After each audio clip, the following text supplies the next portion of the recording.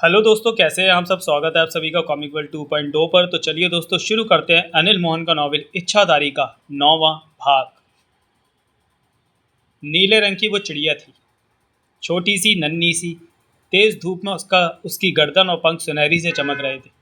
वो उड़ती हुई आई और चट्टान पर बैठकर फुदकती हुई पिंजरे में फंसे सांपनाथ को, उस तरफ बढ़ते चारों नागों को और दुत्का को देखा, जो आलती पालती मारे बड़बड़ाते हुए नागों को देख रहा था। दुत्का नागों का रुख मोड़ने के लिए मंत्रों का इस्तेमाल कर रहा था, लेकिन यह भी महसूस कर रहा था कि उसके मंत्रों का जरा भी असर नागों पर नहीं हो रहा था। यानी कि वायुलाल की छोड़ी किसी भी चीज पर राक्षसों की ताकत हावी नहीं होगी।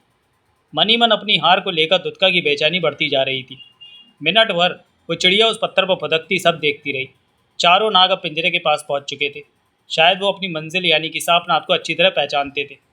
उन्होंने एक बार भी चंद कदमों के फासले पर मौजूद दुत्का को नहीं देखा। एकाएक दुत्का ने मंत्रों का उच्चारण छोड़ा और व्याकुल स्वर में कह उठा, मैं असफल रहा सांपनाथ। उसकी आवाज़ में पीड़ा के भाव थे। मेरे मंत्र इन नागों पर असर नहीं कर रहे। उफ। सांपनाथ के होठों से गुर्राहट निकली। ये तो बहुत बुरा हुआ। मेरी जान तो जाएगी और मनुष्य योनि प्राप्त करने के लिए जो कोशिश की जा रही है वो सब कुछ बेकार हो जाएगी। मेरे पास कोई रास्ता नहीं है नागों को, दुत्का ने कहना चाहा। मेरी सुन, सांपनाथ गुर्रा उठा। अब जो होना है वो तो होकर ही रहेगा। मेरे मौत के बाद उद्देश्य को भूल मत जाना। हमें राक्षस योनि से बाहर निकलना है, मनुष्य के जीवन में वापस प्रवेश पाना है। देवता मोबाम्बा से पूछना कि मेरी मौत के बाद उस मनुष्य में जान डालने का कौन सा रास्ता है। उसके बाद एकाएक चिड़िया उस चट्टान से कूदी और ओट में जा पहुंची। 2 पल भी न बीते होंगे कि चिड़िया से धुआं उठना शुरू हुआ, मामूली सा धुआं जो कि वातावरण में लुप्त होता जा रहा था। नन्ही चिड़िया का रूप बदला और चंद पलों में ही वहाँ समय खड़ा था। वही समय जिसने रुस्तम और नगीना और बाकेला लठौर को कुएं से निकाला था। उसके चेहरे पर गंभीरता के भाव थे। चट्टान की ओर से उसने पिंजरे की तरफ नजर मारी। चारों नाग पिंजरे के पास पहुंच रहे थे। समय ने उनकी तरफ उंगली की तो चारों नाग उसी पर ठिठक गए और अपनी जगह रुके इधर उधर देखने लगे कि जैसे कि उन्हें किसी ने रोका है। उसके बाद समय नीचे बैठा कि उसी पल उछल कर खड़ा हो गया। मात्र 10 कदमों की दूरी पर 3 फीट लंबा काला चमकदार नाग छोटी सी कुंडली मारे चौड़ा फन फैलाए उसे देख रहा था। उसकी चमकदार गोल आंखें हरकत करती स्पष्ट नजर आ रही थी। मुंह बंद था उसका। वो किसी और के लिए भयानक हो सकता था, परंतु समय के लिए वो श्रद्धा का सागर था। समय दोनों हाथ बांधकर मुस्कुरा कर कह उठा, नागराज को मेरा प्रणाम। नागराज उसी तरह कुंडली मारे उसे देखता रहा। मेरा भाग्य सर्वश्रेष्ठ है जो कि आपने दर्शन दिए, मैं धन्य हो गया। ठीक इसी पर नागराज का रूप बदला और देखते ही देखते वो 21-22 बरस का स्वस्थ खूबसूरत युवक दिखने लगा, जो कि 6 फीट लंबा था। सिर के बाल पीछे की तरफ हुए दिखाई दे रहे थे। माथे पर चंदन का तिलक था। समय दोनों हाथ बांधे मुस्कुराता हुआ उसे देखे जा रहा था। नागराज की आंखें जीरो की तरह गोलाई लिए हुए थी। उन पर पलकें नहीं थी, अजीब सी चमकती आंखों में। नागराज का ये मानवीय रूप था। तुमने अपनी शक्ति से मेरे नागों को रोका सत्तू। नागराज के होठों से शांत स्वर निकला। इच्छाधारी बन जाने का ये मतलब तो नहीं कि तुम दूसरों के कामों में दखल दो। नागराज, समय अभी तक मुस्कुरा रहा था। आपने ठीक कहा कि मैंने नागों को रोका, लेकिन इस समय ये आपकी सेवा में न होकर वायुलाल की सेवा में। लेकिन वे नाग तो मेरा ही हिस्सा हुए। फिर तो कसूरवार आप ही बन गए। सत्तू हौले से हंसा। स्पष्ट कहो, आपके नाग बेकसूर सांपनाथ की जान लेने जा रहे हैं। अगर वे अपनी मर्जी से ये काम कर रहे होते तो मुझे ऐतराज़ ना होता, परंतु वे वायुलाल के गलत इशारे को स्वीकार कर रहे हैं। इस पर भी मैंने आपसे शिकायत नहीं की, बल्कि खुद ही आपके नागों को गलत काम करने से रोक दिया। अगर ऐसी बात है तो तुम्हें मुझसे शिकायत करनी चाहिए थी। नागराज ने गंभीर स्वर में कहा, मुझे ये पसंद नहीं कि कोई अपनी शक्ति का इस्तेमाल करके मेरे नागों का रास्ता भटकाने की चेष्टा करे। मैं क्षमा चाहूँगा। फिर तो मेरे से अवश्य गलती हुई। सत्तू क्या उठा, मैं तो अपने असली रूप में आकर मुझसे बात करूँ। सत्तू बनो, समय नहीं। समय ने उसी पल आंखें बंद की, होठों ही होठों में कुछ बुदबुदा उठा। चंद पलों में ही देखते देखते उसका रूप इस तरह बदलने लगा जैसे किसी बुत के सिर से मोम पिघल रही हो। कुछ ही क्षणों में वो अपने सत्तू के असली रूप में खड़ा था। होठों पर मुस्कान उभरी। आपके दर्शन पाकर मैं इस वक्त हर चिंता से मुक्त हो गया। सत्तू बोला। वो कैसे? अब आप आ गए हैं तो अपने नागों को इस रास्ते से हटा लेंगे। मैं तुम्हें क्यों ना इस रास्ते से हटने को कह दूँ? शांत स्वर था नागराज का। यह संभव नहीं हो पाएगा नागराज। क्यों? नागराज का चेहरा सपाट ही रहा। मैं गुरुवर के आदेश का पालन कर रहा हूँ। मैं नागराज हूँ, मुझे तुम्हारे गुरुवर से क्या मतलब?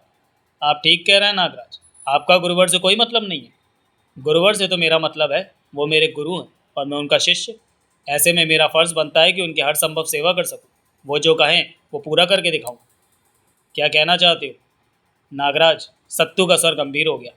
गुरुवर के आदेश को मानते हुए मैं त्रिवेणी, भंवर सिंह और देवा की इस जन की पत्नी नगीना को मंदिर से इस रास्ते पर लाया, उन्हें कुएं में फंसाया। फिर उन्हें मैंने ही समय बनकर कुएं से निकाला और उधर हुगली को इस रास्ते पर डाल दिया कि त्रिवेणी से उसका किसी प्रकार वास्ता पड़ जाए। गुरुवर के मुताबिक राक्षस जाति का एक बार त्रिवेणी से वास्ता पड़ जाए तो फिर राक्षस जाति की मुक्ति की कोई राह निकल सकती है।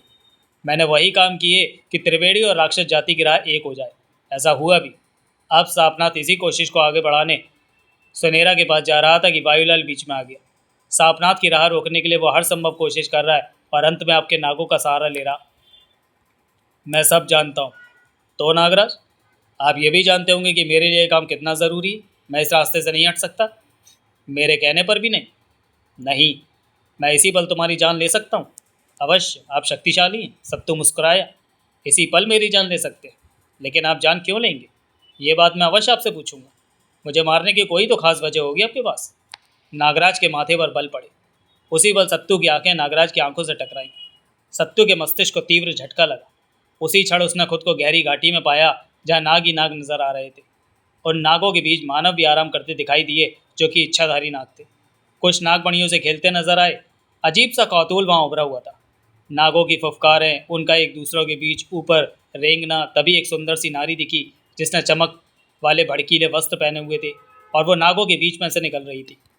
नाग फुर्ती से जगह छोड़कर एक तरफ होने लगे, उस नारी को रास्ता देने लगे। मनुष्य रूपी इच्छाधारी नाग उसी पर उठकर आदर भाव से खड़े हो गए। नागरानी की जय हो। मनुष्य बना एक इच्छाधारी नाग हाथ बांधे क्या उठा। वो खूबसूरत नारी ठिठकी और उसे घूरा। मैंने कितनी बार कहा है कि नागराज की जय किया करो, मेरी नहीं। क्षमा नागरानी जी, भूल हो गई।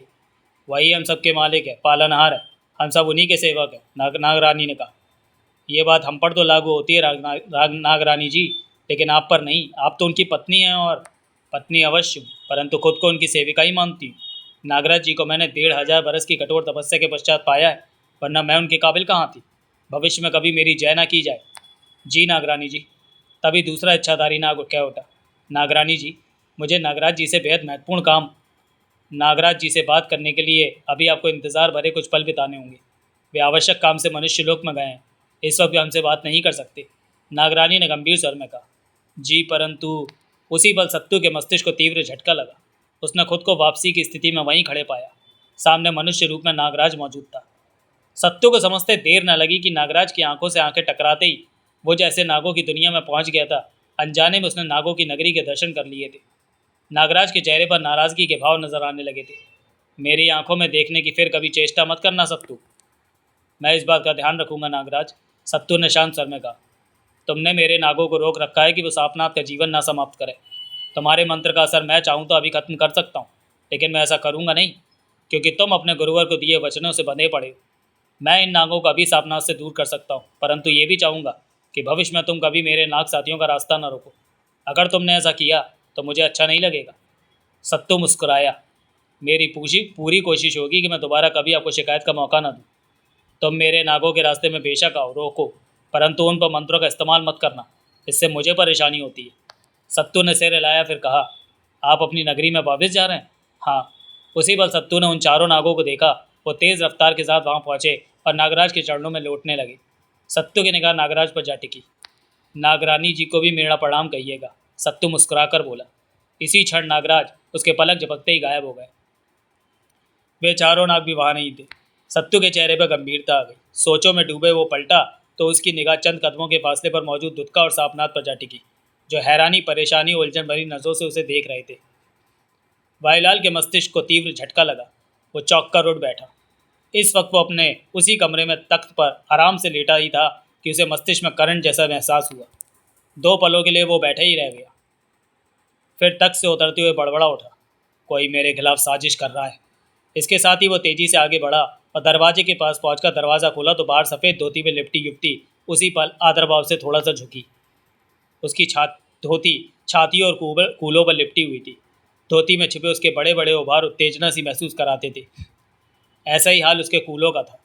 कूलों के नीचे पैरों तक बिल्कुल नग्न थी। वो एक ऐसी युवती थी जो अपना सब कुछ मंदिर में अर्पित कर चुकी थी। सेवा भाव ही उसका धर्म था। उसका शरीर, उसके कर्म मंदिर के पुजारियों के लिए ही थे। ऐसी ढेरों देवदासियां मंदिर में थी जिनके साथ वायुलाल अब अपने इस छोटे से महल में इनके साथ मौजूद था। कुछ वायुलाल के लिए आम थी तो कुछ खास। व्याकुल से वायुलाल ने उनकी तरफ देखा भी नहीं और तेजी से आगे बढ़ता चला गया। शीशे की तरह चमक मारती वो राहदारी थी जिस पर तेज तेज कदम उठाता वो आगे बढ़ता जा रहा था। हर तरफ अधिकतर देवदासियां ही नजर आ रही थी, एक से एक खूबसूरत, सफ़ेद धोती वाला वही पहनावा। उन पर निगाह पड़ते ही शरीर में उत्तेजना की लहर दौड़ जाती। वो युवतियां थीं ही ऐसी। कोई दूसरा मर्द वहां नजर नहीं आ रहा था। राहदारी के दो मोड़ पार करने के बाद वायुलाल 12 फीट ऊंचे और 8 फीट चौड़े दरवाजे पर पहुंचा, जिस पर बहुत खूबसूरत नक्काशी के द्वारा फूल व खिलौने बने हुए थे जिन्हें सुनहरी रंग के पेंट से सजा रखा था। दरवाजे के किनारों पर बहुत ही खूबसूरत ढंग से रेखाएं खिंची हुई थी।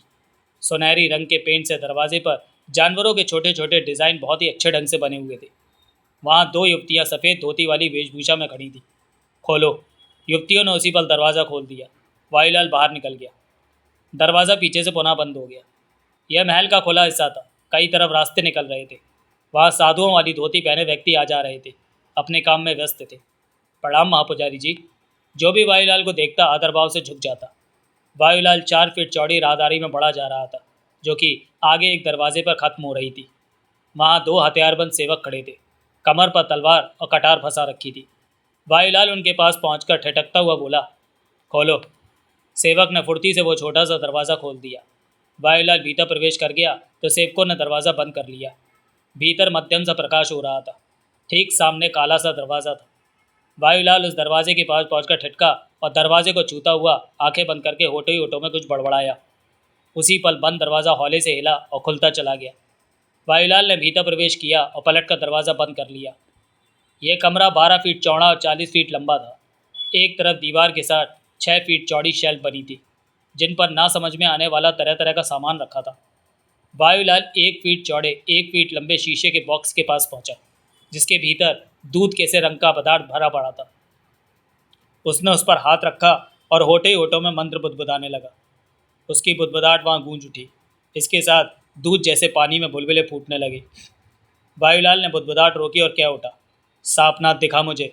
उसकी भारी भरकम आवाज़ गूंजी। तभी शीशे के बॉक्स में मौजूद पिंजरे में फंसा सापनाथ दिखाई दिया। उसके पास ही दुधका दिखा। वायुलाल आंखें सिकोड़े दूधिया पानी में उभरी इन तस्वीरों को कई पल देखता रहा। सापनाथ अभी तक जिंदा कैसे है? वायुलाल दांत बींचकर कह उठा। जवाब कौन देता? वो चारों नाग कहाँ गए जिन्होंने सापनाथ का शिकार करना था? वही बात कि जवाब कौन देता? पिंजरे के आसपास कहीं भी नाग दिखाई नहीं दे रहे थे। वायुलाल ने दूधिया पानी वाले बक्से पर हाथ रखा और होठे होठों में मंत्र बुदबुदाया कि दूधिया पानी में उभरती तस्वीरें गायब हो गईं। वायुलाल के चेहरे पर तनाव उभरा दिखाई दे रहा था। वो वहाँ से हटा और तेज़ तेज़ कदमों से आगे बढ़ता हुआ कोने में रखी पुरानी पीतल की मटकी के पास पहुँचा और उस पर रखा ढक्कन उठाकर बीच में हाथ डाला और जब हाथ बाहर निकाला तो उंगलियों में तीले जैसे पतला सांप या नाग फंसा दिखा जो कि बेहद तीव्रता से मचल रहा था। मंत्र पढ़ते हुए वायुलाल के होंठ हिलने लगे। फिर चंद सेकंडों में ही उसने उंगलियों में फंसे सांप या नाग को छोड़ा तो वो दूर जा गिरा और उसी पल देखते ही देखते वो बड़ा हो गया। काला भुजंग मोटा नाग था वो। उसका मुंह बार बार खुल रहा था। फुफकारें निकल रही थी। वायुलाल कठोर निगाहों से उसे देखने लगा। क्या हुआ वायुलाल? शांत सा स्वर वहाँ गूंजा। मैंने कई बरस तपस्या करके 11 नागों को हासिल किया है जो कि सारी उम्र मेरी सेवा में रहेंगे, मेरा हुक्म मानेंगे। तुम उन बाकी 10 के बड़े हो। वायुलाल की आवाज़ में गुस्सा था। तुमने ठीक कहा वायुलाल, आवाज़ पुनः गूंजी।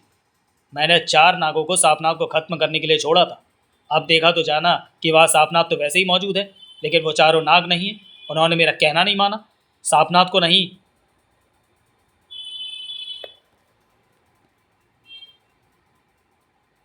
कहो। यह बात अब मेरे बस की नहीं रही। क्या मतलब? वायुलाल की आंखें सिकुड़ी। वो चारों नाग तुम्हारी सेवा से दूर चले गए। नागराज स्वयं उन्हें ले गए। यह कैसे संभव है? उन नागों को मैंने तपस्या करके हासिल किया था। अवश्य, परंतु वो तुम्हारी सेवा में थे, तुम उनके मालिक नहीं थे। हम अंतिम हुक्म तो नागराज का ही मानते हैं। अगर नागराज बीच में दखल न देते तो उन नागों की जान न जा सकती थी। वो कैसे? गुरुवर का शिष्य इच्छाधारी इस मामले में आ गया था। सापनाथ की तरफ बढ़ते नागों को उसने रोक दिया था। उसके बाद जो वार इच्छाधारी ने करना था उससे उन नागों की जान चली जानी थी। नागराज ये बात पहले ही जान चुके थे, इसलिए उन चारों नागों को वो अपने साथ। इच्छाधारी सत्तू इस मामले में क्यों आया? गुरुवर का इस मामले से क्या मतलब? वो तुमने जिस गांव को कभी राक्षस योनि में डाला था, गुरुवर चाहते हैं कि उन्हें मुक्ति मिल जाए। उनके कहने पर ही इच्छाधारी उन राक्षसों की संभव सहायता कर रहा है। नहीं, मैं ये नहीं होने दूंगा। वायुलाल क्रोध से तड़प कर कह उठा। ये बातें तुम जानो, जो सच्चाई थी मैंने कह दी। एकाएक वायुलाल के चेहरे पर खतरनाक मुस्कान उभरी। मुस्कुराए क्यों? गुरुवर से मिन्नो बात करेगी। मिन्नो यहाँ पर आ पहुंची है। वायुलाल की आवाज़ में खतरनाक भाव आ गए। इच्छाधारी सत्तू के कदमों को रोकने का दम मुझ में है, तुम्हारी अब ज़रूरत नहीं। कहने के साथ ही वायुलाल ने उसकी तरफ उंगली उठाकर होठों ही होठों में मंत्र बुदबुदाया तो वो नाक पलक झपकते ही तीले जैसा पतला और छोटा सा नजर आने लगा। वायुलाल ने आगे बढ़कर उसे उंगलियों में थामा और उसे बर्तन में वापस डालकर उसे ढक दिया और खुद पलटकर उस जगह से बाहर निकला और काले दरवाजे को मंत्रों द्वारा बंद कर दिया। वहाँ के भारी दरवाजे से बाहर निकला तो दोनों सेवकों ने भारी दरवाज़ा बंद कर दिया। वायुलाल क्रोध से भरे तेज तेज कदम उठाते हुए अन्य राहदारी में आगे बढ़ता चला गया। कुछ ही आगे जाने पर उसे गंगू और सोहनलाल आते दिखाई दिए। गंगू और सोहनलाल के बारे में जानने के लिए पढ़ें अनिल मोहन का पूर्व प्रकाशित उपन्यास देवदासी।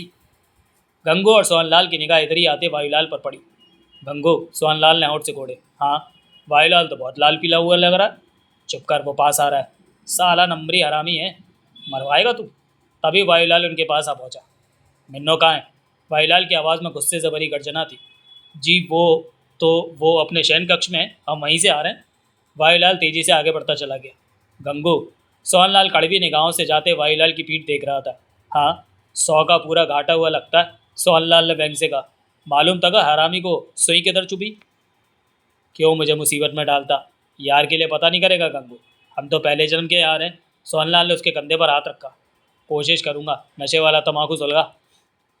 सत्तू आगे बढ़ा और सापना दुत्का के पास जा पहुंचा। वे दोनों अजीब सी नज़रों से सत्तू को देख रहे थे। दुत्का, पिंजरे में बंद सापनाथ सत्तू को देखता उलझन गहरे सर में क्या उठा। पहचाना इसे? ये सत्तू है। दुत्का के होठ हिले। त्रिवेणी का दोस्त? तुम अब इच्छाधारी बन चुके हो। सापनाथ सत्तू को ही देख रहा था। सत्तू ने उन दोनों को पुनः देखा, कहा कुछ नहीं, गंभीर ही रहा। नागराज से बात कर रहा था ये। दुत्का सूखे होठों पर जीभ फेर कर क्या उठा। मैंने इनकी बातें सुनी थी। मैंने भी सुनी थी, सापनाथ बोला। त्रिवेणी तुम्हारा दोस्त था। मालूम है। त्रिवेणी कहाँ है? सत्तू की नजरें सापनाथ पर जा टिकी। त्रिवेणी हमारी बस्ती में है। सापनाथ पिंजरे की सलाखें पकड़कर अफसोस भरे स्वर में क्या उठा। हमारे एक साथी हुगली ने अनजाने में उसे काट कर भून कर खा लिया। सत्तू के होठे पर शांत मुस्कान उभरी। अपने दोस्त की मौत की बात सुनकर मुस्कुरा क्यों पड़े? सापनाथ की आंखें झुकड़ी। क्या तुम सब राक्षस जाति से मुक्ति नहीं पाना चाहते? सत्तू बोला। क्यों नहीं पाना चाहते? दुत्का के होठों से निकला। तभी तो त्रिवेणी को जीवित करने की चेष्टा कर रहे हैं। उसके शरीर को पुनः तैयार कर लिया, सापनाथ बोला। लेकिन उसके शरीर में भी जान नहीं आ सकी। आत्माओं का हिसाब सुनहरा रखता है। हम उसके पास जा रहे हैं कि त्रिवेणी की आत्मा उससे लाकर उस शरीर में वापस डालकर त्रिवेणी को पुनः जीवित कर सके। देवता मोमाम्बा ने हमें बताया कि त्रिवेणी पुनः जन्म लेकर शक्ति के रूप में वापस आया है। वो हम सबको राक्षसी इच्छाओं से मुक्त कराकर फिर से हमें सामान्य मनुष्य बना सकता है। लेकिन तब तक त्रिवेणी को हमारे साथी ने अनजाने में मार दिया। अगर हम त्रिवेणी में जान डाल सके तो उसके बाद उसे अपनी मुक्ति के लिए तैयार करेंगे। दुत्का गंभीर स्वर में क्या उठा। परंतु वायुलाल रह रहकर हमारी राह में अड़चन डाल रहा है। मुझे इस पिंजरे में भी वायुलाल ने कैद किया है। सापनाथ गुस्से से क्या उठा। लेकिन तुम नागराज से बात कर वो चारों नाग एकाएक गायब हो गए। दुत्का क्या उठा। मैंने सुना है कि तुम नागराज से हमारे लिए बात कर रहे थे। मैं नागराज से सच के लिए बात कर रहा था। सत्तू शांत भाव में क्या उठा। तुम यहाँ कैसे आ पहुँचे? सत्तू ने दोनों को देखा फिर बोला। त्रिवेणी को मैंने ही तुम सब तक पहुँचाया था। क्या? दोनों के होठों से निकला। क्योंकि मुझे मालूम हो गया था कि त्रिवेणी तुम सबको राक्षसी इच्छाओं से मुक्ति दिला सकता है। ऐसे में त्रिवेणी को तुम लोगों तक पहुँचाना ज़रूरी था। वही मैंने किया। यह जुदा बात रही कि तुम लोगों ने उसे मार कर खा। ये सब अनजाने में हुआ। सापनाथ विरोध भरे स्वर में क्या उठा। जानता हूँ कि सब अनजाने में हुआ और अब तुम लोग त्रिवेणी में आत्मा डालने की चेष्टा में हो तो तुम सबकी सहायता के लिए मुझे स्पष्ट रूप में सामने आना पड़ा। सत्तू गंभीर स्वर में बोला। और जब वायुलाल को तुम दोनों की राह रोकते देखा तो राह साफ करने के लिए मुझे भेजा गया। भेजा गया? किसने? मेरे गुरुवर ने। इस बारे में ज़्यादा सवाल मत करो। दुत्का और सापनाथ की नज़रें मिली। ये काम तभी होना था सापनाथ जब तुम्हारा हृदय परिवर्तन होता। तुम मांस मदिरा का त्याग कर देते। मनुष्य को खाने में तुम्हें परेशानी होती और ऐसा हुआ तुम्हारे साथ। हाँ, सापनाथ के होठों से निकला। मन में तो बहुत आता था कि ये सब ना खाऊं। हम मनुष्य ही हैं, परंतु अपने को रोक नहीं पाता था। आज जब दुत्का के साथ सुनहरा के बाद जाने को निकला तो जाने कहाँ से मुझ में शक्ति आ गई कि अपनी इस इच्छा को पूरा कर पाया। भूख होने पर भी, मनुष्य के सामने होने पर भी उसे खाने का मन नहीं हुआ। पहले फल और अन्न खाकर पेट नहीं भरता था, लेकिन आज चंद फल खाते ही पेट भर गया। सत्तू के होठों पर मुस्कान उभरी। इसका मतलब 125 साल बाद तुम सब हम बस्ती वालों के जीवन में बदलाव आना चाहता है। हाँ, ऐसा ही होगा, परंतु ये बदलाव तभी आएगा जब तुम भी चाहोगे, मांस मदिरा का सेवन नहीं करोगे। वही मैंने किया, अब मैं मांस मदिरा नहीं लूँगा। दुत्का ने भी मेरे साथ फल खाए। सत्तू के चेहरे पर मुस्कान छाई रही। एक बात बताओ सत्तू, तुम इच्छाधारी हो, तुम्हें सब पता होगा। क्या त्रिवेणी में हम क्या आत्मा डाल पाएंगे? वो तो तुम्हारा दोस्त था, सापनाथ बोला। इस बारे में कुछ भी कहना ठीक नहीं। तुम लोग साफ मन से अपने इष्ट देवता को याद करके इस काम को करते रहो। बड़ी शक्ति ने चाहा तो तुम सबकी कोशिशें अवश्य पूरी होंगी। लेकिन भाईलाल मुझे खत्म कर देना चाहता है, सापनाथ कह उठा। यह काम पूरा करने का बीड़ा मैंने उठाया है। वो जानता है कि मुझे मार दिया तो ये काम यहीं रुक जाएगा, फिर सब कुछ दोबारा नए सिरे से कोई शुरू करेगा और बरसों लग जाएंगे। मैं इसका कोई जवाब नहीं दूंगा, लेकिन इतना अवश्य कहूंगा कि तुम लोगों के इस काम को आगे बढ़ाने के लिए रानी और देवा भी आ रहे हैं। रानी? सापनाट के ओटों से निकला। देवा? दुत्का की आंखें सिकुड़ी। हाँ, रानी तुम्हारी ही छोटी बहन है सापनाथ, और देवा को तुम भूले ना होगे, सत्तू बोला। हाँ हाँ, याद है मुझे, रानी को कैसे भूल सकता हूँ। सापनाथ व्याकुल से कह उठा। लेकिन वो अब कहाँ आ सकती है? भाईलाल ने उसे मंदिर के गेट पर कील दिया था, वो भला कैसे वहाँ से आज़ाद? देवा देवा तो मर गया था, ये दोनों ही नहीं आ सकते वापस। तुम क्या कह रहे हो, मेरी समझ से बाहर है। तभी आंखें से कोड़े दुत्का बोला। क्या देवा फिर से जन्म लेकर आ गया? हाँ। ओह, देवा ने आना था। देवता बोमाम्बा ने एक बार बताया था कि जब देवा जन्म लेकर दोबारा यहाँ आएगा और रानी को वायुलाल के मंत्रों से आज़ाद कराएगा तो हमारे पास ऐसी शक्ति आ पहुँचेगी जो हमें राक्षसी इच्छाओं से मुक्ति दिला सकती होगी। दुत्का कह रहा था। तुम ठीक कह रहे हो सत्तू, देवा फिर जन्म लेकर आ गया है। उसने रानी को वायुलाल के मंत्रों से आज़ाद करा लिया है, तभी तो त्रिवेणी हमारे पास शक्ति बनकर पहुंचा था। ओह! सापनाथ दुत्का की बात सुनकर चौंका। उसने सत्तू को देखा। कहाँ है रानी? देवा? और रानी कहाँ है सत्तू? बेचैन सा सापनाथ क्या उठा। वो दोनों आज शाम तुम लोगों की बस्ती में पहुंच जाएंगे। बस्ती में? सापनाथ चिंक उठा। ये तो बहुत बुरा हुआ, बस्ती वाले उन्हें खा जाएंगे। इस बारे में चिंता करना अब तुम्हारा काम नहीं है। तुम्हें उस काम के लिए सोचना चाहिए जिसके लिए निकले हो। कुछ पलों तक चुप से रहे सापनाथ और दुत्का। मुझे पिंजरे से निकाल सकते हो सत्तू? सापनाथ ने पूछा। नहीं, मौत का मंत्र पढ़कर वायुलाल ने इस पिंजरे में तुम्हें फंसाया है। इस पर कोई विद्या इल्म असर नहीं कर पाएगा। ओह, लेकिन सापनाथ को निकालने का कोई तो रास्ता होगा। अवश्य, इस पिंजरे से तुम मेहनत से ही बच सकते हो। किस्मत अच्छी है तुम्हारी कि ये पक्का स्थान नहीं है। नीचे कच्ची मिट्टी है, मिट्टी खोदकर नीचे से रास्ता बनाकर निकल सकते हो। ओह, हम दोनों ये काम जल्दी ही पूरा।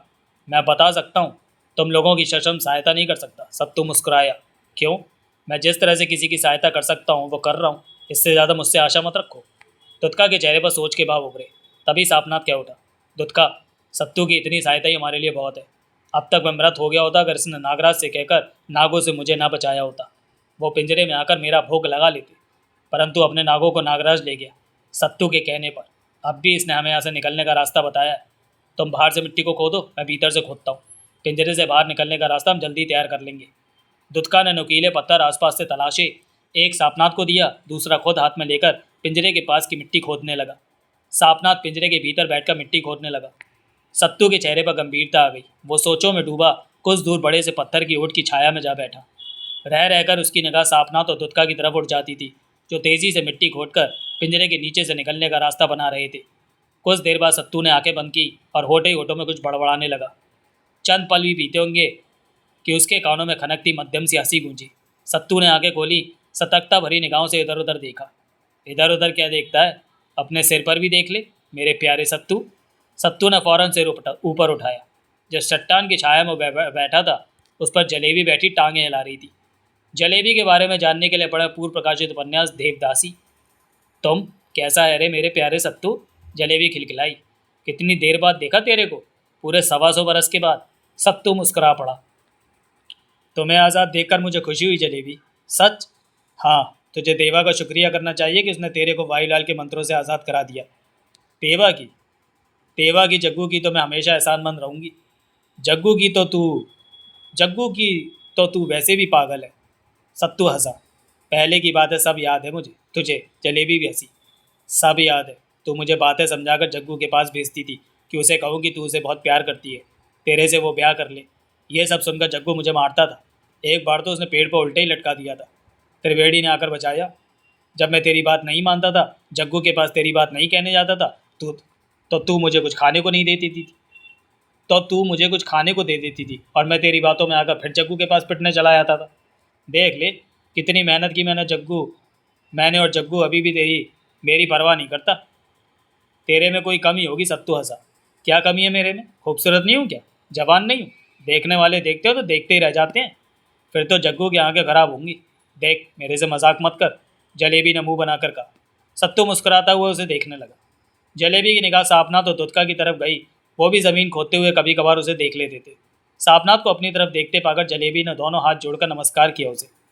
मैंने तो सोचा था तू सापनाथ को भूल गई होगी, सत्तू बोला। कैसे भूल सकती हूँ? रानी मेरे बचपन की सहेली थी। देवदासी बनने तक वो मेरे साथ ही खेला करती थी। बागों में जाकर आमों को तोड़ना, उन पर रस्सा डालकर झूला झूलना। जलेबी ने कहते हुए गहरी सांस ली। रानी जब वाईलाल से ब्याह करने को नहीं मानी, उसके काबू से बाहर होने लगी, तो रानी की सहेली होने के नाते वाईलाल ने मुझे गांव से बुला लिया था कि मैं रानी को समझाऊं। कैसा बुरा वक्त था तब कि मैं वाईलाल के चंगुल से आज़ाद न हो सकी, और उसने मुझे मंत्रों से बात कर बाग की रखवाली के लिए छोड़ दिया कि अगर वहाँ कोई आ जाए तो उसे मार दूँ। सापनाथ को तो मैं बचपन से ही अच्छी तरह जानती हूँ। अब तेरी बचपन की सहेली रानी आज़ाद हो चुकी है। हाँ, उसकी तो मुझे फिक्र नहीं, देवा उसके साथ है। मुझे तो जग्गू की फिक्र है। जग्गू की? हाँ, तभी तो तेरे पास आई हूँ। क्या हुआ उसे? पुजारी मुगेरा ने उसे रास्ते में कैद कर लिया था। रानी ने मुगेरा पर तो काबू पा लिया, लेकिन जग्गू उसी कैद से निकलकर खुद ब खुद ही वायुलाल की कैद में जा फंसा। जलेबी का स्वर गंभीर हो गया। ओह, ये तो बहुत बुरा हुआ। देवा और रानी अपने काम से हट नहीं सकते थे। अब जग्गू को कौन ढूंढे? वो तो कैद में अकेला रह गया। सत्तू उसे देखता रहा। तो मेरी सहायता नहीं करेगा जग्गू को वायुलाल की कैद से आज़ाद कराने के लिए? हाँ, जलेबी ने कहा और पत्थर से कूद कर नीचे सत्तू के पास आ बैठी। यह संभव नहीं। मेरे को मना करता है तू? जलेबी ने शिकायत भरी नज़रों से उसे देखा। अब पहले वाली बातें नहीं रहीं। समझी, गुरुवर से तूने बहुत विद्या सीख ली, इच्छाधारी बन गया है तू। मेरी बात क्यों मानेगा? ये बात नहीं जलेबी, सत्तू गंभीर स्वर में कह उठा। मेरे पास बहुत काम है, इस काम को छोड़कर कहीं नहीं जा सकता। जलेबी ने उसे घूरा। बेशक मेरे जग्गू को वायुलाल मार दे, मैं मजबूर हूँ। गुरुवर ने मुझे जो काम सौंपा है उसे बीच में छोड़कर कहीं नहीं जा सकता। जलेबी की निगाह सापनाथ तो दुत्का की तरफ उठी। तो तुम सापनाथ को, गांव वालों को राक्षसी इच्छाओं से मुक्त कराओगे? नहीं, मेरा काम इनकी सहायता करना है। मुक्त होना या ना होना इनके कर्मों और कार्य के ऊपर है। रानी और देवा भी तो इस काम के लिए बस्ती में पहुँचने वाले हैं। फिर तुम? मैं गुरुवर की आज्ञा का पालन कर रहा हूँ। मुझे रानी और देवा से कोई मतलब नहीं। मैं सब समझती हूँ। तो अपने दोस्त त्रिवेणी को जिंदा कराने के लिए ये सब कुछ कर। गलत में मत कह जलेबी। मैंने कभी भी तेरे किसी काम को मना नहीं किया। मैं तेरे ये काम करने की भी कोशिश करता, परंतु यहाँ से मेरा जाना हितकर नहीं है। ये दोनों सुनेरा से त्रिवेणी की आत्मा लेने जा रहा है। वहाँ इन्हें मेरी ज़रूरत पड़। समझ गई। तुम जग्गू को वाईलाल की कैद से नहीं निकालना चाहते, जलेबी कह उठी। जग्गू से मेरी दुश्मनी तो है नहीं जो ऐसा करूँ। इस वक्त मैं दूसरे काम में व्यस्त हूँ। जब तुम्हें मेरी ज़रूरत पड़ेगी तो मैं भी ऐसे ही कहूँगी। तुम तो नाराज़ हो रही हो जलेबी। जग्गू को कुछ हो गया तो मैं तुमसे हमेशा ही नाराज़ रहूँगी। सत्तू कुछ नहीं बोला। जलेबी पलटी और एक तरफ तेजी से बढ़ गई। सत्तू उसे जाता देखता रहा। फिर सापनाथ और दुत्का पर नजरें जा टिकी। वे पिंजरे के भीतर और बाहर काफ़ी जगह खोज चुके थे। वो उठा और उनके पास जा पहुंचा। जलेबी क्यों आई थी? सापनाथ ने सत्तू से पूछा। तुम्हारे मतलब की कोई बात नहीं है, सत्तू ने कहा और ज़मीन को देखता हुआ बोला, और गहरा खोदो। सापनाथ और दुत्का पसीने से भरे पुनः ज़मीन खोदने में लग गए। सापनाथ पिंजरे के नीचे से खुदी जगह में लेटा और धीरे धीरे सरकता बाहर आ गया। मिट्टी में डूबा लिथड़ा लग रहा था, परंतु चेहरे पर राहत के भाव थे कि पिंजरे की कैद से बाहर आ गया। दुत्का भी खुश था। वायुलाल फिर मुझ पर अपना कोई वार कर सकता है, सापनाथ कह उठा। तुम दोनों को सतर्क रहना होगा। उसकी विद्या के आगे हम बेबस है, दुत्का कह उठा। सत्तू के होठों पर शांत मुस्कान उभरी। तुम दोनों अपने रास्ते पर जाओ, उसने कहा। और तुम? मेरी जब ज़रूरत होगी आ जाऊँगा। सापनाथ और दुत्का की नज़रें मिली। एक बात बताओ, क्या हमारी और हमारे साथियों की इच्छाएं सामान्य हो जाएंगी या नहीं? मैं नहीं जानता। तो क्या जानते हो तुम? तुत्का ने उसे घूरा। इतना कि ये राह आसान नहीं है जिस पर तुम लोग जा रहे हो। सोनेरा से तुम लोगों का रिश्ता कैसा है? थोड़ी बहुत ही पहचान है। क्या वह तुम लोगों को त्रिवेणी की आत्मा दे देगा? क्यों नहीं, सापनाथ क्या उठा। वो स्वयं भी तो राक्षस से उन्हीं से मुक्ति चाहता होगा। वो हमें अवश्य त्रिवेणी की आत्मा देगा। सत्तू शांत नजरों से सापनाथ को देखने लगा। मेरा भाई नागराथ है सुनेरा के यहाँ। वो सुनेरा का खास है। नागनाथ मेरी सहायता करेगा। सत्तू खामोश रहा। तुम बता रहे थे कि रानी और देवा भी हमारे इसी काम के लिए। आज शाम तक ये दोनों भंवर सिंह और बेला यानी नगीना के साथ तुम्हारी बस्ती पहुंच जाएंगे और तुम यहाँ हो। सापनाथ और दुत्का सवालिया नजरों से सत्तू यानी इच्छाधारी को देखने लगे। हो सकता है तुम्हारे बस्ती वाले उनके साथ भी वही करें जो त्रिवेणी के साथ किया गया था। नहीं नहीं, बस्ती वाले उन्हें नहीं खाएंगे। दुत्का क्या उठा। क्यों नहीं खाएंगे? सत्तू मुस्कुराया। सापनाथ, एकाएक दुत्का ने कहा, तुम्हारे बाद बस्ती की देखरेख का जिम्मा तूत का कर रहा होगा। हाँ, आज दिन ढलते ही वो नींद से उठेगा। वो रानी को अच्छी तरह पहचानता है, अपने आदमी को उन्हें खाने के लिए रोक देगा। सापनाथ जल्दी से क्या उठा। वे उन्हें नहीं खाएंगे। तूत का कुछ भी कर सकता है सापनाथ, उसमें शैतान ज़्यादा वास करता है, दुत्का ने गंभीर स्वर में कहा। चुप्पी सी रही उनमें। सत्तू बोला, तुम दोनों यहाँ ठहर कर वक्त खराब कर रहे हो। पहले ही बहुत वक्त खराब हो चुका है। हमें रानी, देवा, भंवर सिंह और बेला यानी नगीना की फिक्र हो रही है। सापनाथ व्याकुल भाव से बोला, उनके साथ जाने क्या होगा। सत्तू उन्हें देखता रहा, खामोश रहा। आओ सापनाथ, दुत्का ने गंभीर स्वर में कहा, हमें अपने काम की तरफ ध्यान देना चाहिए। तो चलिए दोस्तों, वीडियो को यहीं समाप्त करते हैं और मिलते हैं इच्छाधारी के अगले भाग में, अगले वीडियो में। तब तक के लिए धन्यवाद।